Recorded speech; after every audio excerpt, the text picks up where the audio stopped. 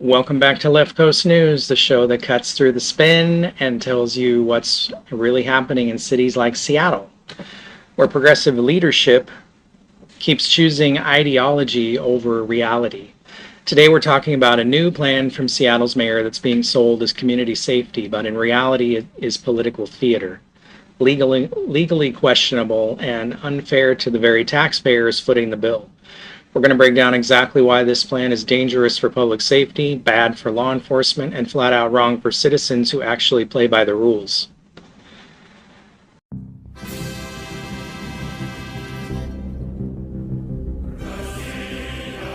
Thanks for tuning in to leftcoastnews.net. News and information from the wacky, sometimes communist, liberal west coast of the United States.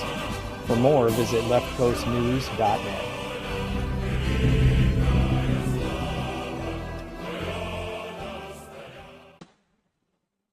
So the mayor recently announced a series of directives aimed at limiting federal immigration enforcement, specifically ICE, inside Seattle. This plan includes barring ICE from using any city-owned property for civil immigration enforcement, directing Seattle police officers to verify federal agent credentials, document ICE activity, and record interactions on body cameras, and allocating millions of taxpayer dollars for legal assistance, advocacy, and support services for illegal immigrants.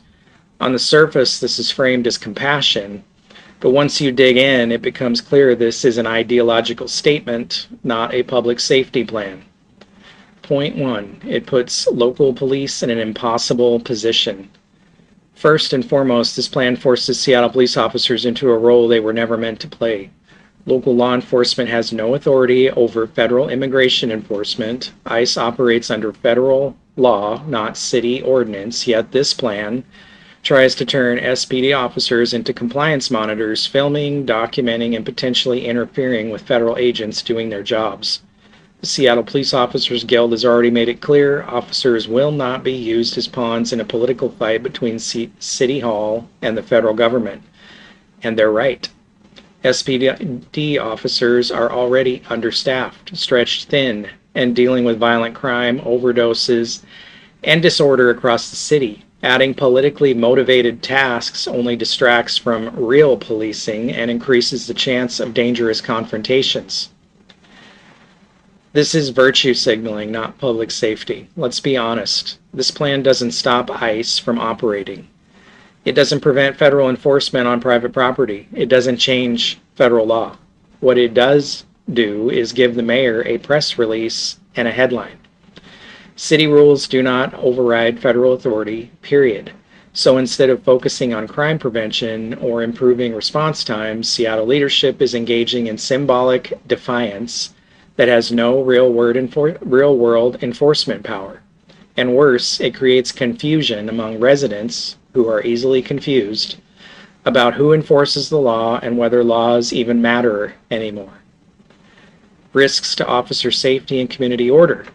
This plan actively increases risks on the ground. Imagine a tense situation involving federal agents, activists, and a crowd, and Seattle police are ordered to insert themselves, document, question, and verify federal officers. That's how confrontations escalate. This puts SPD officers between political activists and armed federal agents, a recipe for chaos. It's not de-escalation, it's not smart policing, and it puts officers at risk for no legitimate law enforcement reason. It undermines respect for law enforcement at every level. This plan sends a clear message to the public. Law enforcement agencies are enemies of each other. That is incredibly dangerous. When city leadership publicly undermines federal law enforcement while simultaneously demanding cooperation from local police, it erodes respect for the rule of law across the board. Law enforcement should not be politicized, and yet that's exactly what this plan does. Taxpayer dollars should not fund legal defense for illegal immigrants.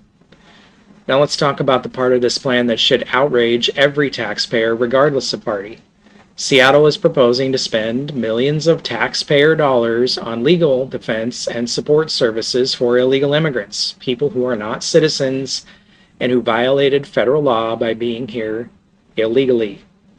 Meanwhile, American citizens do not get taxpayer-funded legal defense in civil matters.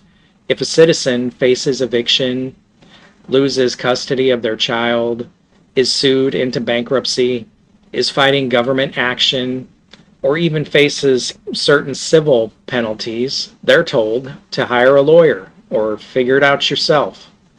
Citizens don't get city-funded attorneys, veterans don't get city-funded attorneys, and small business owners crushed by regulation don't get city-funded attorneys. But illegal immigrants do. That is not compassion. That is preferential treatment using other people's money. Seattle taxpayers are being forced to subsidize legal defenses against the enforcement of laws that they themselves are expected to obey without assistance. That's not equal justice, that's inverted justice. And let's be clear, this money isn't going to public defenders handling violent criminals, it's not going to victims of crime, it's not going to hire more officers or clean up neighborhoods. It's being spent to help people avoid the consequences of breaking immigration law, while law-abiding citizens are told to fend for themselves. That is morally backwards and fiscally irresponsible. Resource diversion in a city already in crisis. Seattle is dealing with record overdose deaths, rising violent crime, regardless of what they say about that, open drug markets, encampments and lawlessness, a depleted police force, and yet city leadership has decided this is the priority, not hiring officers, not supporting victims, and not restoring order, but funding lawsuits, activist organizations, and legal defenses for people who aren't even legally allowed to be here. Every dollar spent here is a dollar not spent protecting citizens. At the end of the day, this plan fails on every level. What else would you expect from our new mayor in Seattle? It politicizes law enforcement. It puts officers at risk. It undermines cooperation between agencies. It wastes taxpayers' dollars. And it treats illegal immigrants better than law-abiding citizens. Seattle doesn't need political theater. It needs leadership that prioritizes public safety, the rule of law, and taxpayers who are already struggling. This plan does none of that. Well, that's it for today on Left Coast News. Stay informed, stay engaged, and don't let ideology bankrupt your city or your safety. And again, if you liked what you heard here today, please like, share, and subscribe. We'll talk to you next time.